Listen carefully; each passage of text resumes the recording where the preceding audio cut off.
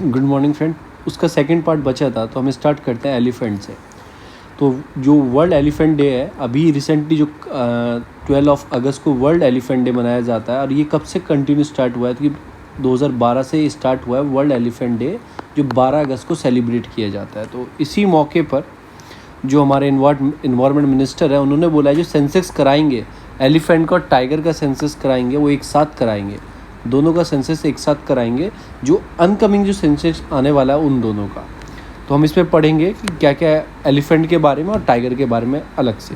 जो एलिफेंट होते हैं दो टाइप के होते हैं, एक होता है एशियन, एक होता है अफ्रीकन एलिफेंट। जो एशियन एलिफेंट होता है उसकी 3 सब स्पीसीज़ होती हैं, लाइक इंडियन, सुमात्रन और श्रीलंकन।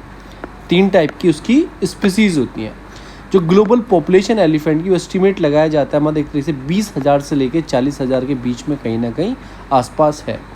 अब उसमें से भी जो इंडियन सब स्पीसीज़ हैं वो सबसे ज़्यादा, नियर अबाउट 28,000 जो एलिफेंट है वो इंडिया में रहते हैं, और 25% ऑफ देम कर्नाटक। ये मान लो कि पूरे वर्ल्ड में तो 20,000 से लेके 40,000 तक हैं, उसके भी 28,000 जो हैं वो इंडिया में रहते हैं। और इस 28,000 की 25% जो एलिफेंट आपको मिलेंगे वो कर्नाटक के अंदर मिलेंगे, 25%। अभी जो एशिया जो एलिफेंट है ये एक एंडेंजर स्पीसीज़ है। जो IUCN की लिस्ट आप देखोगे तो उसमें एंडेंजर लिस्ट में ये आएगी, और वाइल्ड लाइफ प्रोटेक्शन एक्ट में शेड्यूल 1 में इसको रखा गया। अब आते हैं अफ्रीकन की 2 स्पीसीज़ हैं, एशियन की 3 थी, तो अफ्रीकन की 2 हैं। एक है सवाना और दूसरा है आपका फॉरेस्ट एलिफेंट।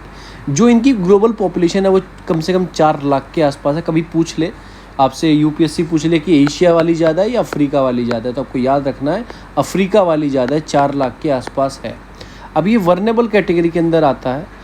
जो जुलाई 2020 में आपका बोस्टवाना जो अफ्रीका में witness the death of the 100 of the elephant, क्योंकि 2020 में आपको देखा होगा जो अफ्रीका की बोस्टवाना कंट्री है उसमें 100 एलिफेंट की डेथ हुई थी। रीज़न हो सकते हैं बहुत सारे, पोचिंग हो सकती है, लोग मार देते हैं, उनके हाथी दांत के लिए मार देते हैं, हैबिटेट कम हो रहे हैं इसलिए हो जाते हैं, ह्यूमन एलिफेंट कॉन्फ्लिक्ट हो जाता है तो मार दिया जाता है, फिर उनकी मिस ट्रीटमेंट कैप्टिव किया जाता है, मतलब थोड़ा प्रॉपर तरीके से उनको रखा नहीं जाता है तो उसमें उनकी डेथ हो जाती है। और फिर क्योंकि अब्यूज़ बाय एलिफेंट टूरिज़्म, आपने देखा होगा कि जो टूरिज़्म करते हैं कि एलिफेंट पे बैठ के उनका बहुत मतलब दुरुपयोग किया जाता है, उसे अब्यूज़ किया जाता है, इस वजह से उनकी डेथ हो जाती है। हमारी गवर्नमेंट ने कुछ स्टेप लिए हैं पोचिंग को रोकने के लिए, उनके स्पेशल प्रोग्राम चलाए हैं। स्पेशली कर्नाटक गवर्नमेंट ने उनके एलिफेंट जो है रिजर्वायर डिक्लेयर किया है।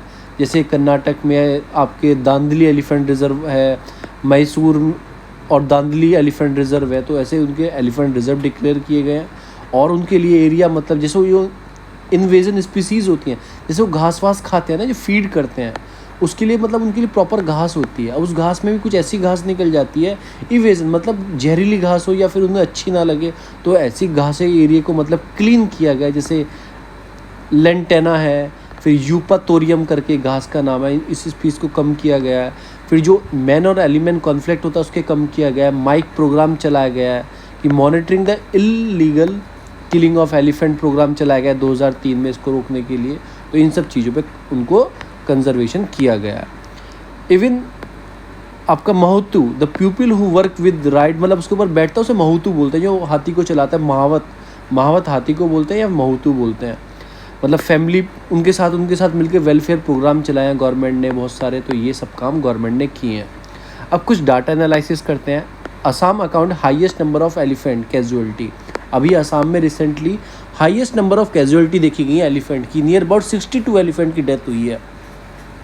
उसके बाद वेस्ट बंगाल में हुई है, उसके बाद उड़ीसा में हुई है, फिर उत्तर प्रदेश में सिंगल डेथ हुई है, ऐसा बोला गया है इसमें। अब मेजरमेंट कुछ लिए गए हैं, जैसे परमानेंट कोऑर्डिनेशन कमेटी बनाई गई है, जिसे कॉन्स्टिट्यूट कौन करता है, जो मिनिस्ट्री ऑफ रेलवे है और minister of environment forest climatical change है, वो देखते हैं कि ट्रेन से एक्सीडेंट ना हो, तो ऐसा कॉरिडोर तैयार किया जाए कि जब एलिफेंट को उसके नीचे से निकल जाए या ऊपर से, या वहाँ से जो लाइन है वहाँ से हटा के कहीं और शिफ्ट कर दी जाए। तो ऐसे कुछ स्टेप लिए गए हैं, क्योंकि मेन कारण क्या है एलिफेंट की डेथ का, वो कहीं ना कहीं उनका जो टकराव होता है, जो आपके एलिफेंट जो रेलवे लाइन होती है उससे जो रेल से टकराते हैं वो बहुत उनका मेन कारण है। कभी कभी वो उसकी जो वायर होती है, इलेक्ट्रिफिकेशन किया गया वायरों का, उससे टच हो जाती है उनको, मतलब तो उससे डेथ हो जाती है। तो बहुत सारे कारण हैं। फिर नेशनल हेरिटेज एनिमल 2010 में कंसिडर किया गया vulnerable ecological services by the species. तो ये सब एक तरीके से हेरिटेज एनिमल इसको डिक्लेयर किया गया। जो एलिफेंट है और उसको मतलब architecture of the forest and the Woodland ecosystem, एक तरह से कीटोन स्पीसीज ये है, ये आप याद रखोगे। कंसिडर नेचर ऑफ गार्डनर, तो मतलब उसके कुछ पॉलिनेशन किया गया, जर्मिनेटिंग ऑफ द सीड, कि उनको मतलब खाना भी मिल पाए, सब चीज़ उनको अच्छे खासे वहाँ पे मिल पाए। प्रोजेक्ट एलिफेंट लॉन्च हुआ था 1992 में, इसको लेके आए थे। और जो पॉपुलेशन थी एशियन एलिफेंट की कम है, उनको बढ़ाया जाने की बात की थी। सेंट्रल स्पॉन्सर स्कीम थी, यानी कि दोनों स्टेट और सेंट्रल साथ मिलके काम किया। प्रोटेक्ट करना था, एड्रेस करना था जो भी इशू है मैन और एनिमल के बीच में। वेलफेयर कैप्टिव एलिफेंट प्रोग्राम चलाने थे। इम्प्लीमेंट किस किस स्टेट ने किया था? ये 16 स्टेट और यूटीज़ में इम्प्लीमेंट की गई थी, यानी कि पैन इंडिया नहीं थी, सब स्टेट के अंदर नहीं थी। 16 स्टेट एंड यूटीज़ को इसके अंदर इम्प्लीमेंट किया गया था। एलिफेंट सेंसस लेके आए थे हम, 5 साल में किया जाता है। जैसे इंसान का तो होता है 10 साल में, टाइगर का होता है 4 साल में, और जो एलिफेंट है इनका 5 साल में किया जाता है। तो 2017 में किया गया था, अब 2022 में किया जाएगा। तो मतलब अब हमारे जो मिनिस्टर हैं उन्होंने क्या बोला है कि अब की बार दोनों का साथ किया जाएगा, एलिफेंट का और आपका टाइगर का, दोनों का साथ किया जाएगा। जो 2017 में सेंसस हुआ था उसमें 27,312 एलिफेंट हैं इंडिया के अंदर, और कहीं ना कहीं देखा गया है कि कम हुए हैं, कि जो 2012 में थे उससे कुछ कम हुए हैं, ये बताया गया। हाईएस्ट नंबर कहाँ पे है? आपके कर्नाटक के अंदर है, फिर आसाम, फिर केरला। ये याद रखना, कर्नाटका, आसाम और फिर केरला। अब आपको थोड़ी सी न्यूज़ बताता हूँ दोनों का साथ क्यों किया जाएगा और दोनों का साथ करने की ज़रूरत क्या है।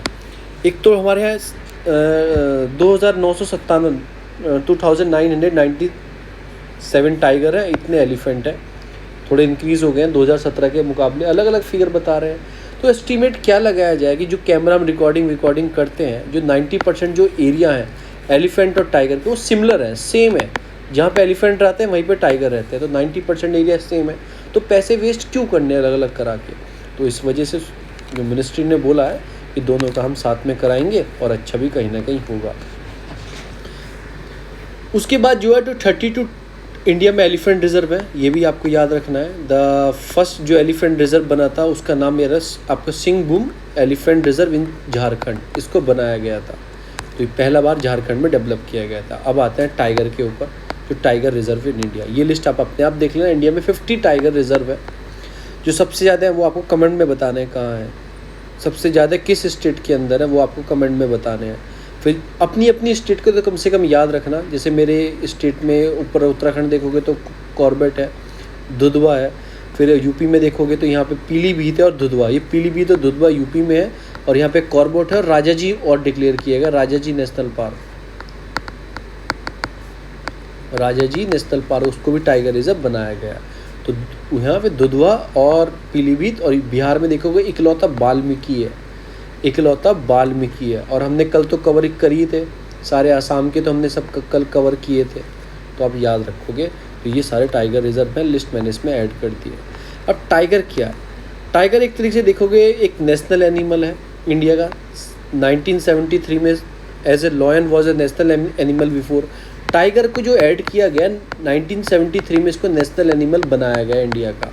इससे पहले कौन सा था? इससे पहले हमारा लॉयन था, लॉयन, इससे पहले हमारा लॉयन था। जो जिम कॉर्बेट नेशनल पार्क है उसको क्रिएट किया गया था 1936 में फॉर ए टाइगर कंजर्वेशन के लिए। तो ये भी याद रखो, सबसे पहले किसको?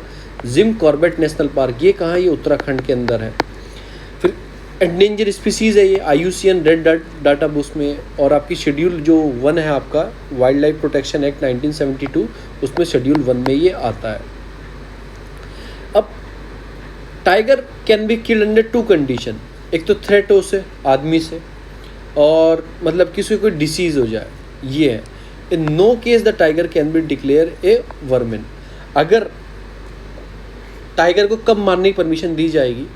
या तो उसे कोई ऐसी डिसीज़ हो जाए, जैसे आपको बर्ड फ्लू टाइप को डिसीज़ होते हैं, बर्ड को किल कर देते हैं, ऐसी कोई डिसीज़ आ जाए उसके अंदर कि और टाइगर पॉपुलेशन को खतरा हो, या फिर वो किसी ह्यूमन लाइफ के लिए थ्रेट बन जाए कि इंसानों को खाना स्टार्ट कर दे, तभी परमिशन दी जाएगी उसको मारने की। अदरवाइज़ कोई परमिशन नहीं दी जाएगी टाइगर को। इंडिया में रिसेंटली 52 टाइगर रिजर्व है, सॉरी मैंने गलत बता दी, 50 बताए, 52 है। प्रोजेक्ट टाइगर लॉन्च किया गया था 2003 में, इसको लॉन्च किया गया था, ठीक है ना। और इसे एडमिनिस्ट्रेशन कौन करता है पूरे प्रोजेक्ट टाइगर को, इसको देखता है नेशनल टाइगर कंजर्वेशन अथॉरिटी। इसको हेड मिनिस्टर जो भी होंगे इन्वायरमेंट के वो हेड करते हैं। India has 80% of tiger in the world, जो पूरे वर्ल्ड में जो टाइगर हैं 80% इंडिया में फाउंड किए जाते हैं, ऐसा बताया गया। 2006 में हमारे यहाँ पॉपुलेशन 1400 के आसपास थी, 2010 में 1700 के आसपास होगी, 2014 में 2200 के आसपास होगी, और 2018 में कितनी पॉपुलेशन है, 2967 हमारी पॉपुलेशन है, ये याद रखना, 2967 पॉपुलेशन हमारी इस टाइम पे है। पूरे वर्ल्ड में कितने टाइगर मिलते हैं, वो 3890 हैं। उसके बाद हमारे कितने हमारे ही हैं, 80% हमारे यहाँ ही मिलते हैं, तो आप ऐसे याद रखोगे। ये किसने एस्टिमेट लगाया 3890 का, ये वर्ल्ड वाइल्ड लाइफ फंड और ग्लोबल टाइगर फोरम के ये एस्टिमेट है कि 2016 तक हमारे यहाँ 3890 टाइगर थे। अब तो बढ़ गए होंगे क्योंकि इंडिया ने बढ़ाए हैं। जो लार्जेस्ट टाइगर रिजर्व है इंडिया में कहाँ पे है, जो है आपका नागार्जुना सागर सिरिसाइलम टाइगर रिजर्व, जो है आपका आंध्र प्रदेश। ये मैंने आपको ऑलरेडी ऊपर फर्स्ट वीडियो में पढ़ा चुका हूँ। जो जो लम प्रोजेक्ट भी है जिसके ऊपर तेलंगाना इशू उठाता है ये। तो लार्जेस्ट कहाँ है आपका, नागार्जुना सिरिसाइलम टाइगर रिजर्व आंध्र प्रदेश में। स्मॉलेस्ट कहाँ है, स्मॉलेस्ट आपका भोर टाइगर रिजर्व महाराष्ट्र के अंदर। क्या नाम है, भोर टाइगर रिजर्व महाराष्ट्र के अंदर। और ये कोर बफर स्ट्रेटेजी में अप्लाई किया जाता है कि मतलब टाइगर रिजर्व है तो कोर जोन होता है जहाँ पे कोई परमिशन नहीं होती, एक बफर जोन होता है वहाँ पे कुछ परमिशन होती है पर सारी परमिशन नहीं होती। जो हम ग्लोबल टाइगर डे सेलिब्रेट करते हैं वो 29 जुलाई को सेलिब्रेट करते हैं, याद रखोगे। तो ग्लोबल टाइगर फोरम क्या है, एक इंटरनेशनल बॉडी है जो इंटरनेशनल उस पर स्तर पर देखते हैं। 993 में international symposium on tiger conservation in Delhi में इसको कराया गया था, इसकी मीटिंग, और इस्टेब्लिश इसको 994 में किया गया था ग्लोबल टाइगर फोरम को। इसका हेडक्वार्टर रखा है न्यू दिल्ली में। आप पूछोगे ग्लोबल है न्यू दिल्ली में क्यों बनाया, क्योंकि 80% जो टाइगर हैं वो इंडिया के अंदर ही हैं। इसकी जनरल असेंबली होती है, हर 3 साल के अंदर इसको कराया जाता है। हाईलाइट करती है क्या क्या हम कैसे बचाना है टाइगर को, क्या क्या सेफगार्ड लेके आने हैं, कैसे उसके हैबिटेट उसके लिए रखना है, कैसे प्रे रखना है, कि टाइगर के ऊपर ये पूरा चीज़ लीगल फ्रेमवर्क तैयार करती है। Only inter government body to save the tiger world wide, ये एक ही इकलौती बॉडी है जो टाइगरों की पॉपुलेशन को बचाती है। 14 tiger range country are its member, जो 14 कंट्री में टाइगर फाउंड होते हैं वो इसके मेंबर हैं। और जो सेंट पीटरबर्ग टाइगर समिट 2010 में हुई थी, इसमें 13 टाइगर रेंज वाली कंट्री थी, ठीक है ना। कुछ मतलब इशू थे उनके, मतलब वो सॉल्व किए गए थे। पॉपुलर द स्लोगन TX2 रखा गया था। तो कि हमें क्या करना था कि पॉपुलेशन जो है टाइगर की वो डबल करनी है, तो TX2 इसको नाम दिया गया था। फिर ग्लोबल टाइगर इनिशिएटिव लिए थे, वर्ल्ड बैंक ने सपोर्ट किया था इसके अंदर, तो ये सारे काम किए गए थे। जो GTF है, ग्लोबल टाइगर जो आपका फोर्स है, इसमें पार्टनरशिप इसके साथ लिंक रखती है, जो IUCN, WWF, WC, इन सब के साथ भी ये लिंक कहीं ना कहीं रखती है। अब आप सोचेंगे TX2 क्या था, जो TX2 था ग्लोबल कमेटी थी, इनको डबल करना था वर्ल्ड में जो वाइल्ड लाइफ टाइगर की पॉपुलेशन है 2022 तक डबल करना है। जो भी थी 2010 में हुई थी, तो 2022 तक उसको डबल करना था। इसका बेस ईयर क्या लिया था, 2006, यानी कि 2006 में जो भी पॉपुलेशन थी हमारी उसको 2022 तक क्या करना था, डबल करना था। तो 13 टाइगर रेंज गवर्नमेंट के साथ में आके बात हुई थी, सेंट पीटरबर्ग में इसको किया गया था, 2010 में इसको किया गया था कि टाइगर पॉपुलेशन 2022 तक उसको डबल करना है हर कंट्री में। जैसे इंडिया में 1000 टाइगर हैं 2006 में, तो 2022 तक इंडिया को क्या करना है, 2000 करने हैं। तो इंडिया ने अपना टारगेट अचीव कर लिया, टाइगर हमारे यहाँ बढ़ा दिए गए हैं। अब ग्लोबल टाइगर इनिशिएटिव क्या था, 2008 में इसको लॉन्च किया गया था, यानी कि सेंट पीटरबर्ग डिक्लेरेशन से पहले इसको लॉन्च किया गया था कि सारे government, international organisation, civil society, NGO सबको साथ लेके आके वर्क करना था कि टाइगर की पॉपुलेशन बढ़ा पाएँ। और इसको पार्टनरशिप इसके साथ थी, वर्ल्ड बैंक के साथ थी, ग्लोबल इन्वायरमेंट फैसिलिटीज़, ये फंड प्रोवाइड कर रहे थे। तो इसके साथ इन्होंने एक साथ जोड़ा था। 13 कंट्री थे इसके अंदर जो साथ में आके बात की थी। फिर इसी समिट को आगे बढ़ाया गया। फिर 2010 में बात हुई, सेंट पीटरबर्ग हुई कि टाइगर पॉपुलेशन को 7000 करना है, कि 3200 है पूरे वर्ल्ड में, 7000 करना है, तो कहीं ना कहीं उसको अचीव करना है। तो ये सारा कुछ था इंटरनेशनल लेवल पे। अब आता है प्रोजेक्ट टाइगर जो इंडिया का था। इंडिया में 1800 टाइगर बचे थे 1972 में। प्रोजेक्ट टाइगर लॉन्च किया गया 1973 में। 9 टाइगर रिजर्व बनाए गए। स्टार्टिंग में 9 टाइगर रिजर्व थे। अब कितने टाइगर रिजर्व हैं? अब 52 टाइगर रिजर्व है। 9 बनाए गए, अब कितने हो गए? 52 हो गए। और 18 टाइगर जो रेंजेस है 18 स्टेट के अंडर है, यानी कि सब स्टेट के अंडर भी नहीं है, 18 स्टेट के अंडर है। तो ये टाइगर रिजर्व हमारे बढ़ गए। लीगल फ्रेमवर्क हुआ, सेंट्रल स्पॉन्सर स्कीम है, यानी कि दोनों गवर्नमेंट साथ मिलके काम करेंगी। ऐसा नहीं है कि स्टेट ही गवर्नमेंट करेगी या फिर ये गवर्नमेंट करेगी, दोनों गवर्नमेंट साथ मिलके काम करेंगी। अब इसके लिए एक बॉडी है जो देखती है, NTCA national tiger conservation authority, जो मैं आपको ऊपर बता चुका हूँ। ये किस एक्ट से बनी है? ये एक्ट से बनी है वाइल्ड लाइफ प्रोटेक्शन एक्ट 1972 से इसको तैयार किया गया है। और टाइगर को कंजर्व कैसे करेंगे? कोर जोन डेवलप करेंगे जहाँ पे कोई ना आ पाए, किसी पर्पज़ के लिए वहाँ पे काम ना हो। और नोटिफाई कौन करेगा? कोर जोन को स्टेट गवर्नमेंट करेगी। और बैकअप कौन देगा? एक्सपर्ट कमेटी होंगी जो सब चीज़ पे देखभाल करेंगे। Critical wild life habitat develop किए जाएंगे जो सब चीज़ों को हैंडल करेंगे। और सब चीज़ों को कौन देखेगा? मिनिस्ट्री ऑफ इन्वायरमेंट फॉरेस्ट देखेगी, या फिर वो NTCA जो बॉडी है वो देखेगी, कोई जो वायलेशन है उसका उल्लंघन ना किया जाए, मतलब ठीक है ना। तो ये सारी चीज़। बफर जोन में क्या होगा? ये उसके आसपास हैबिटेट बनाया जाएगा कि टाइगर मूवमेंट करते हैं तो बफर जोन तक आ जाते हैं, कि ठीक है वो बफर जोन बनाया जाएगा। और ये जो क्राइटेरिया होगा कंसल्ट करना होगा ग्राम सभा से, जो आसपास में गांव होंगे वो बताएंगे, एक्सपर्ट कमेटी होगी। तो ये सारे काम किए गए। और क्या किया गया? एक्स सीतु और इन सीतु। एक्स सीतु किया, ये टाइगर कोई बीमार है उसको जू में लेके आ गए, हैबिटेट से उसके जू में उसको ठीक किया, फिर बाद में वापस छोड़ दिया।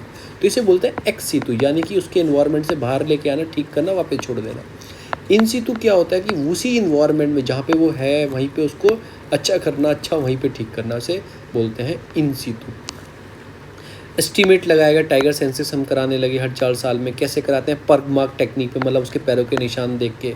फिर कैमरा टैपिंग लेके आए, DNA फिंगरप्रिंट लेके आए। तो बाद में ये किया गया। पहले हमने क्या किया था? पर मार्क, उसके पैरों के निशान देख के। फिर कैमरा टैपिंग और DNA फिंगरिंग को भी हमने इसमें ऐड किया गया।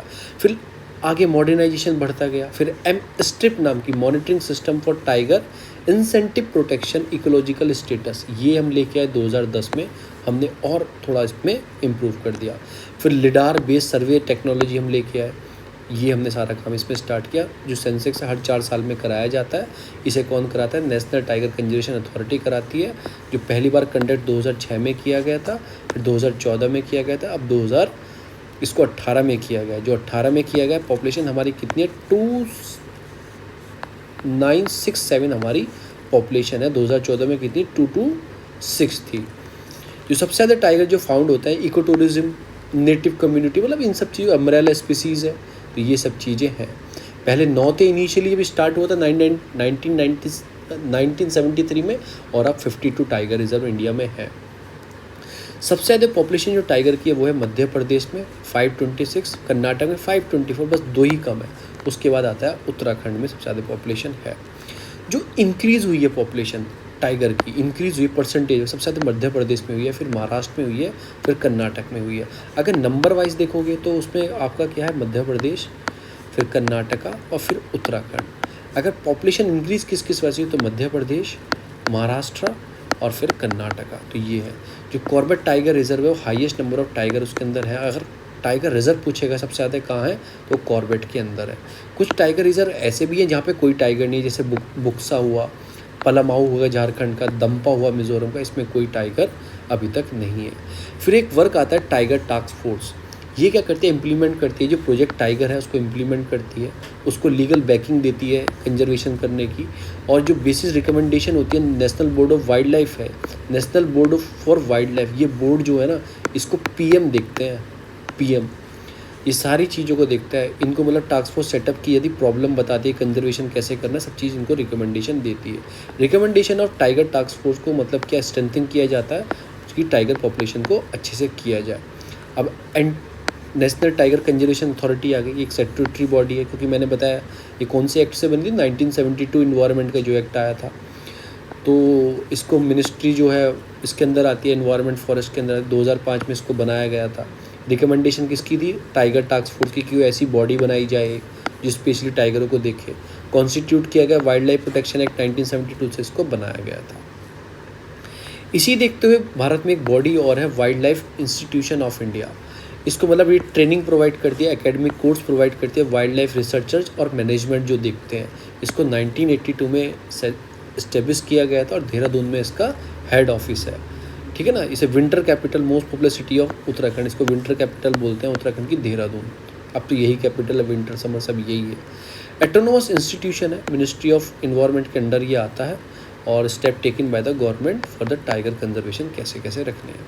कुछ लीगल स्टेप भी लिए गए गवर्नमेंट ने, वाइल्ड लाइफ प्रोटेक्शन एक्ट बनाया, फिर उसके वाइल्ड लाइफ प्रोटेक्ट अमेंडमेंट किया इसको, इसमें नेशनल टाइगर कंजर्वेशन अथॉरिटी बनाई, tiger and other endanger species को क्राइम कंट्रोल ब्यूरो के अंदर लेकर चेक करने लगे। एडमिनिस्ट्रेटिव स्टेप भी लिए, tiger conservation foundation, special tiger protection force भी बनाई जो बजट 2008 में अनाउंस की गई थी। फाइनेंशियल स्टेप भी लिए, पैसे दिए गए प्रोजेक्ट के अंदर, जो प्रोजेक्ट लेके आए। इंटरनेशनल हमने कॉपरेशन भी किया नेपाल के साथ, क्योंकि हमारे जो बॉर्डर है नेपाल से मिक्स करता है, तो टाइगर जो वाल्मीकि टाइगर रिजर्व है या दुधवा टाइगर रिजर्व है, ये बिल्कुल बॉर्डर के टाइप है, उधर जाते रहते हैं। फिर हमने वो किया, चाइना के साथ किया क्योंकि बहुत सारे हैं। फिर बांग्लादेश के साथ किया क्योंकि हमारा रॉयल बंगाल टाइगर उधर के साइड रहता है। रशिया के साथ किया हमने, लियोपार्ड कंजर्वेशन कैसे करें। Global tiger force, tiger range country हमने ऐड किया, साइट्स में हमने ऐड किया। तो ये सारे काम हमने टाइगर को बचाने के लिए किए। अब जो इसमें नेक्स्ट टॉपिक आता है वो आता है आपका 9 डैश लाइन। 9 डैश लाइन, ये स्पीड से जाऊंगा क्योंकि कई बार पढ़ा चुका हूँ। 9 डैश लाइन एक लाइन है जिसको चाइना क्लेम करता है कि हमारा एरिया है, ये 9 डैश लाइन है। अब 9 डैश लाइन के अंदर बहुत सारे आइलैंड आते हैं, जैसे स्पार्टली आइलैंड हो गया आपका, पार्सल आइलैंड्स हो गया आपका मिस्चीफ रीफ हो गया, आपके सेकंड थॉमस शोल हो गए। तो ये कुछ छोटे छोटे हैं, ये तीनों जो है ना, जो नाम है आपके, टिपिंग आइलैंड, मिस्चीफ रीफ और सेकंड थॉमस शोल जो है, ये स्पार्टले आइलैंड के पार्ट है। ये पूरा स्पार्टले है, इसमें 3 पार्ट ये हैं। और जो पार्सल आइलैंड है, ये ऊपर पार्सल आइलैंड है। तो ये सारे, तो ये चाइना 9 डैश लाइन क्या है, चाइना क्लेम करता है कि हमारी मैरीटाइम लाइन है साउथ चाइना सी की। अब इसमें पंगा क्या फंसता है, क्योंकि देखो इसमें पंगा ये फंसता है, सॉरी, अब इसमें पंगा क्या फंसता है कि ये 9 डैश लाइन क्लेम करता है। अगर आप मैरीटाइम से देखोगे, EEZ जोन देखोगे कि एक्सक्लूसिव इकोनॉमिकल जोन जो होते हैं, हाँ, तो वो जोन क्या होता है कि यहाँ पे वियतनाम बोलता है कि ये हमारा पार्ट है, ऐसे वियतनाम ऐसे बताता है। अब जितने लाइंस हैं, अब ये ऐसे बताते हैं अपना, इधर वाले इंडोनेशिया वाले, इधर ये अपना फिलीपाइंस वाले, ये अपना इतना पार्ट बताते हैं। तो ये सब अपनी कंट्री बताते हैं, चाइना पूरा बताते हैं। तो यहीं पे सारे के बीच में इशू है, दोनों के बीच में। तो इसको 9 डैश लाइन याद रखना है, चाइना अपना बताता है। अभी पाकिस्तान ने एक मिसाइल लॉन्च की है, उसका नाम क्या बनाया, गजनी बनाया गया है। तो ये एक न्यूक्लियर कैपेबल बैलिस्टिक मिसाइल है। ऑलरेडी चाइना के पास पाकिस्तान के पास कौन सी, शाहीन 3rd है, और एक और है शाहीन 2 भी है उसके पास। ये चाइना के साथ मिलकर इसने डेवलप किया था। तो उसको चाइना ने ईगल नाम दिया था और पाकिस्तान में शाहीन नाम दिया था। अब बताओ इंडिया के पास कौन कौन सी हैं, जैसे शौर्य है, पृथ्वी है, अग्नि है, धनुष है, एक्सेट्रा, और भी हमारे पास है।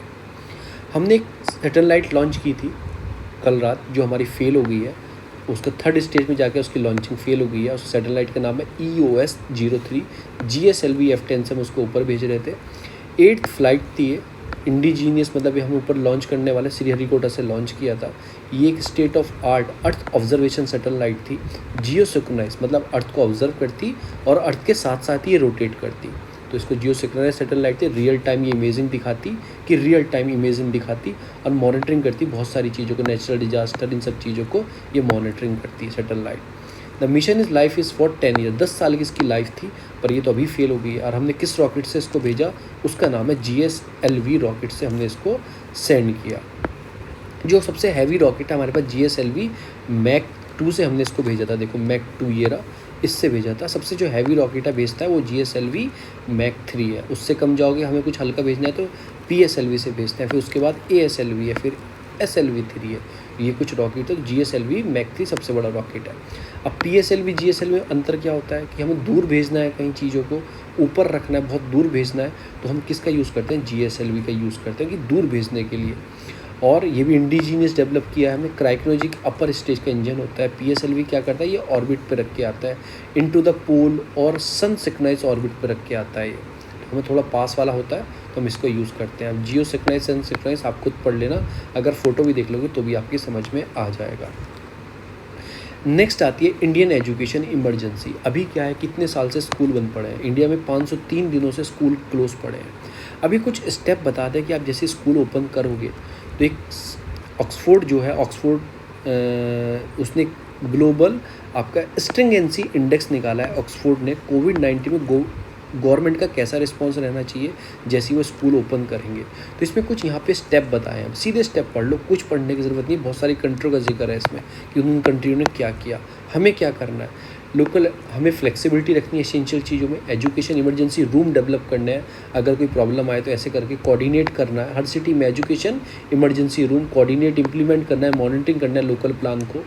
कुछ एक्टिविटी को हमें कोऑर्डिनेट करना है चीज़ों के साथ, डेवलप करना है हेल्थ को, सैनिटेशन, मतलब इन सब चीज़ों का स्कूल में ध्यान रखना है।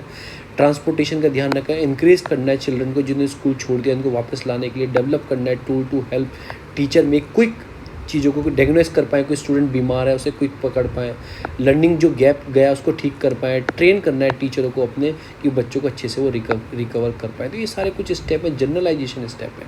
Technology should be diploid safety for the such purpose. तो ये सारी कुछ चीज़ें टेक्नोलॉजी का भी यूज़ करके हमें अपने बच्चों की शिक्षा को अच्छा करना है। तो थैंक यू फ्रेंड्स, इतनी हमारी न्यूज़ थी। मैंने कोशिश की बहुत सारी चीज़ आपको बताने की। अगर वीडियो अच्छी लगी तो प्लीज़ लाइक, सब्सक्राइब, शेयर जरूर करना। बहुत बहुत आपका धन्यवाद।